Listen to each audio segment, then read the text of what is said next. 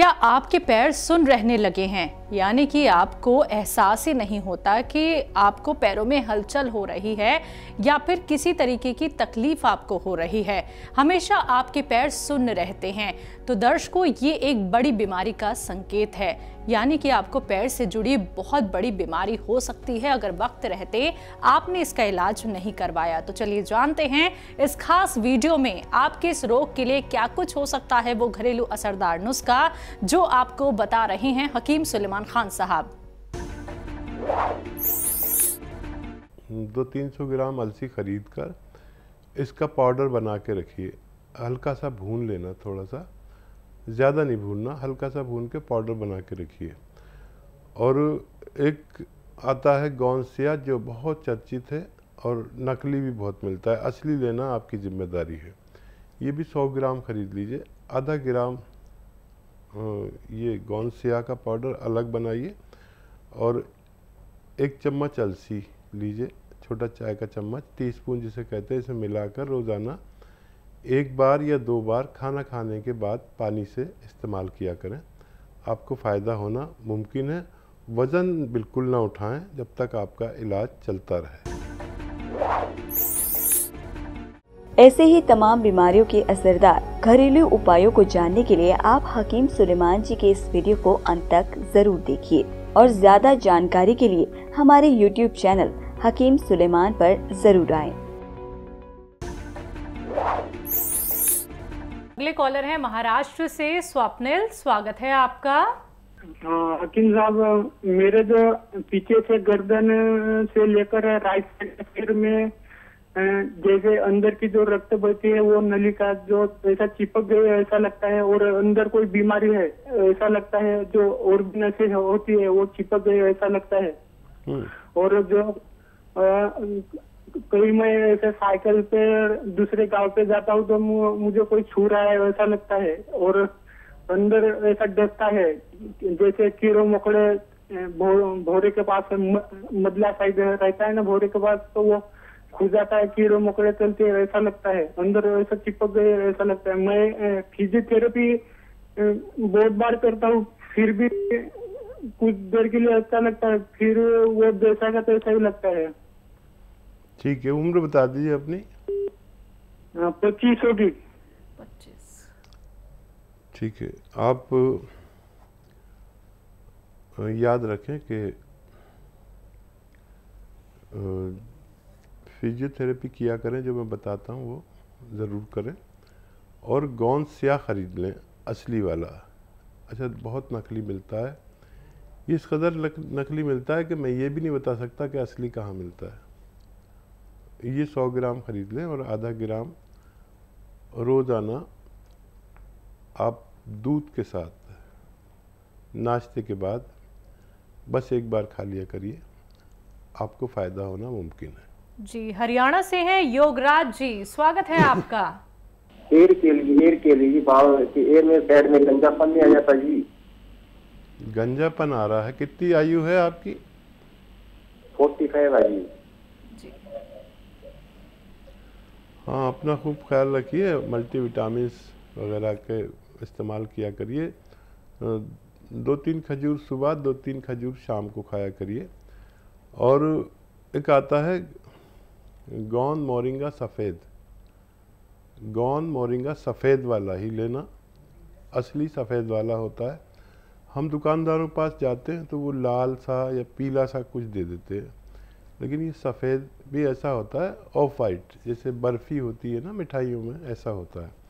ये 1 ग्राम रोज़ाना लीजिए और पानी में मिलाकर, दूध में मिलाकर, या सबसे अच्छा नारियल पानी में मिलाकर रोज़ाना 1 बार पी लिया करिए, 1 ग्राम, तो आपको फ़ायदा होना मुमकिन है। जी, आगरा से हैं रूबी, स्वागत है आपका। हेलो, बताइए मैम। जी मुझे ना पेट में सूजन है। पेट में सूजन है? जी। रूबी, कितनी उम्र है आपकी? मैम टीवी मत सुनिए, अपनी उम्र बता दीजिए। जी मेरी 25 25 साल। अच्छा देखिए, सौंफ धनिया और आंवला, ये 3 चीज़ें लेकर 100 ग्राम पाउडर बना लीजिए और इसका 1 चम्मच खाइए। इसमें एक आता है नमक ज़ैतून। ये नमक बिल्कुल देखने में नमक जैसा होता है, लेकिन स्वाद में नमक जैसा नहीं होता, नमकीन नहीं होता। ये ऐसा खारा सा होता है या हल्का सा कड़वापन, ये इसकी पहचान है। ये नकली बहुत मिलता है, असली लीजिए। 100 ग्राम लीजिए नमक ज़ैतून, अलग रखिए इसे। 1 चम्मच ये जो 3 चीज़ें मैंने बताई, धनिया, आंवला और सौंफ, इसका पाउडर 1 चम्मच और 1 चुटकी में जितना नमक ज़ैतून आए इसमें मिलाकर दिन में 2 बार खाने से आधा घंटा पहले खा लिया करें, आपको फ़ायदा होना मुमकिन है। जी, अगले कॉलर हैं एमपी से सुनील शर्मा जी, स्वागत है आपका। जी मैडम, मेरे पापा को सांस की समस्या है। सांस की दिक्कत है जी। उनकी उम्र कितनी है? उनकी उम्र है 68-69 साल करीब। जी। अच्छा बेटा, ये बताइए कि देखिए, सांस की समस्या 2 वजह से होती है। एक तो उन लोगों को होती है जिनको खांसी, बलगम, छींके, कफ आता है, ये परेशानी है उनको, या ये सब होता है?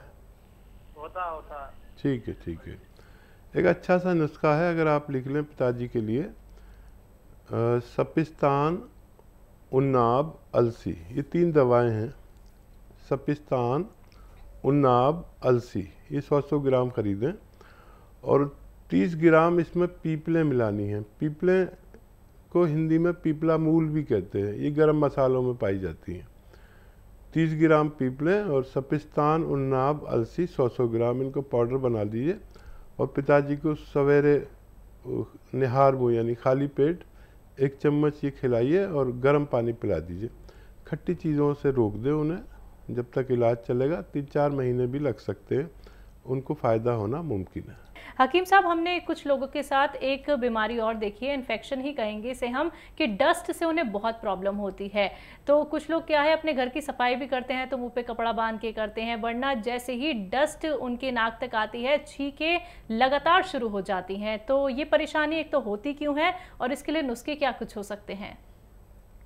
देखिए, ये एलर्जी होती है, डस्ट एलर्जी भी होती है और धुएं से भी होती है, और किसी को छौंका लगता है उससे भी होती है।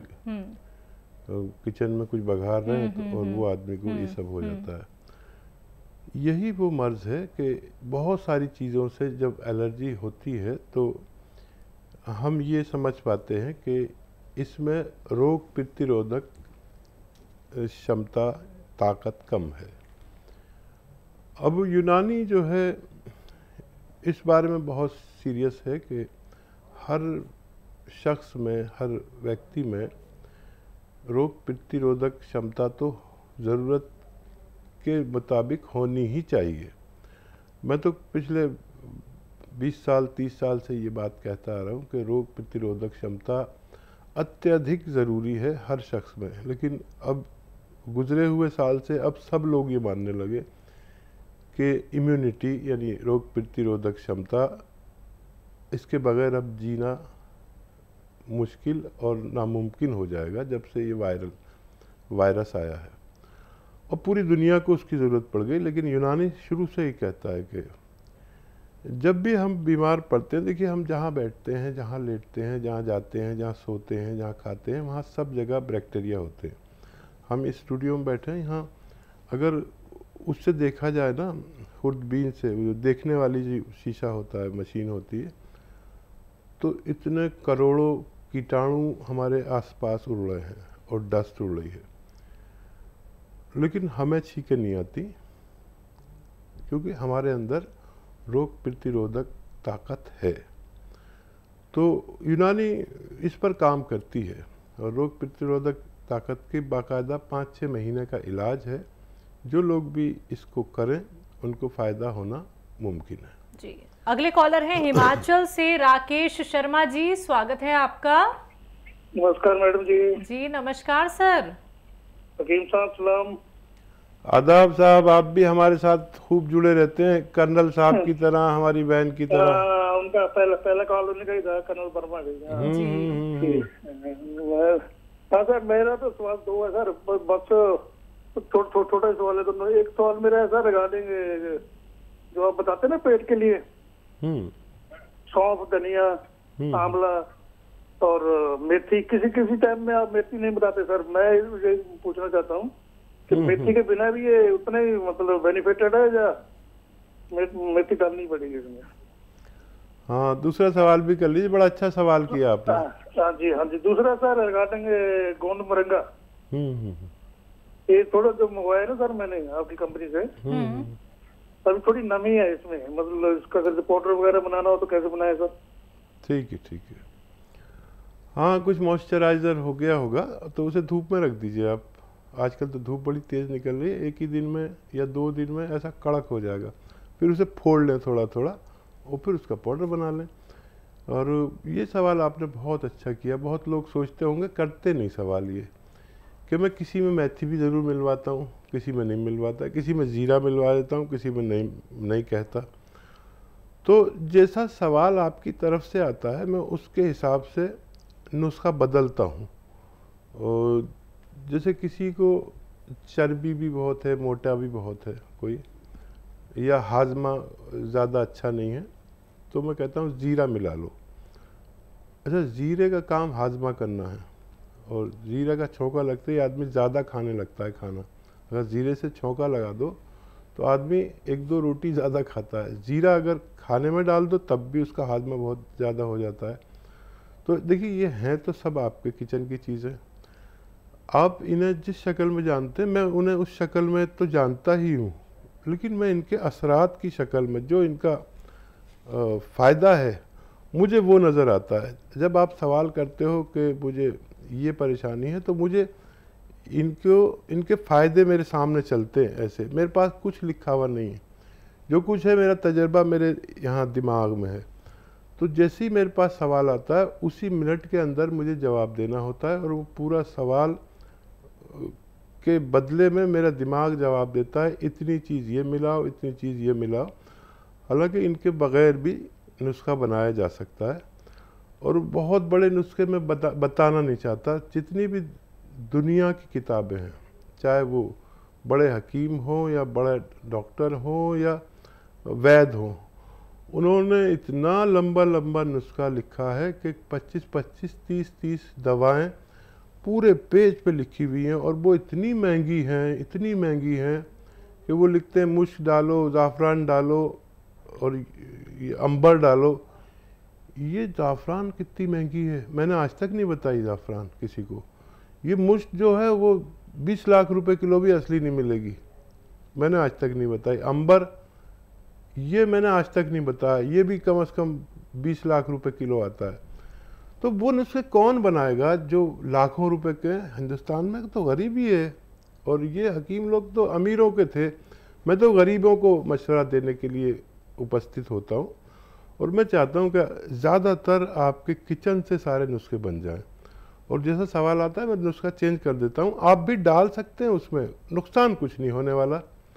और अच्छा नुस्खा बनाने के लिए मज़ीद दवाएं डालते हैं, लेकिन मेरा देखिए ये रहता है कि 1-2 दवा 3 दवाओं से अपने किचन से ही ले और आदमी बनाए और सेहतमंद हो जाए। अगर वो अच्छा आदमी है तो वो दूसरों की भी सेवा करे और मुझे भी दुआ दे। आपकी दुआओं का तलबगार हूँ, आप बना लिया करिए। और ये आपने बहुत अच्छा सवाल किया था।